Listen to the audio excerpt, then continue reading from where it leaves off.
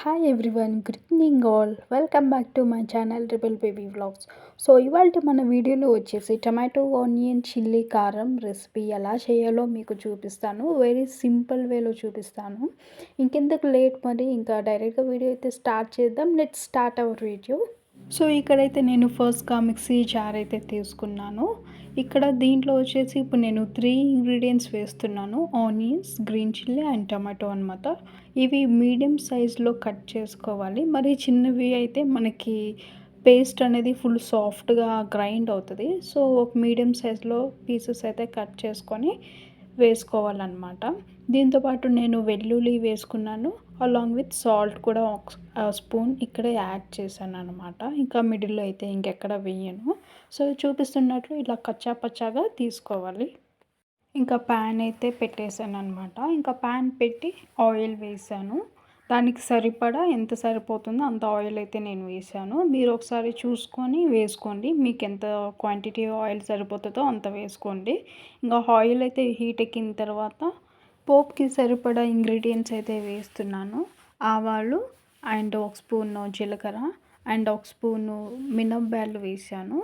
And 2 table spoon ఇక్కడైతే నేను శనగపాయలు వేస్తున్నాను. దీనికి మెయిన్ మనకి మిడిల్లో తినేటప్పుడు ఈ శనగపాయలు అయితే తగులుతూ ఉంటుంది. సో అప్పుడైతే బాగా అనిపిస్తుంది. నాకు కర్రీస్లో ఇవి అనేది కొంచెం ఎక్కువ ఉండాలి కాబట్టి నాకు తగ్గట్లు నేను వేసాను.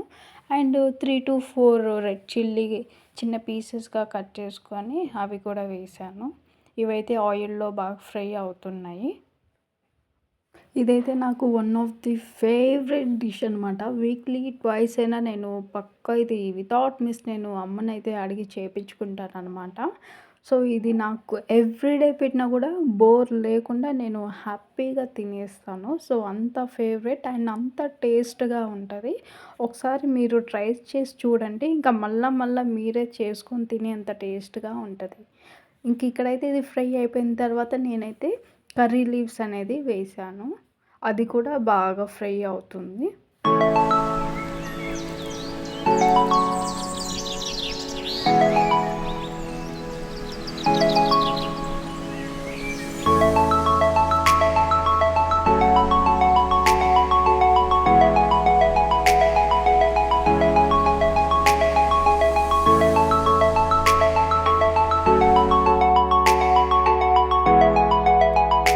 ఇంకా కర్రీ లీవ్స్ ఫ్రై అయిన తర్వాత నేను గ్రైండ్ చేసుకున్నదైతే నేను వేసాను.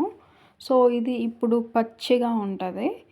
అంటే మనకి ఫ్రై చేస్తున్నప్పుడు ఆ స్మెల్ కూడా ప్యూర్గా తెలుస్తుంది అనమాట. ఇంక ఇది దీంట్లో పచ్చి స్మెల్ అంతా పోయేంత వరకు బాగా ఆయిల్ అయితే మనం బాగా ఫ్రై చేయాలి. అండ్ ఆల్సో మీరు చూస్తుంటే ఇప్పుడు కొంచెం క్వాంటిటీ వాటర్ అయితే మనకి కనిపిస్తుంది కదా బాయిల్ అయ్యేటప్పుడు.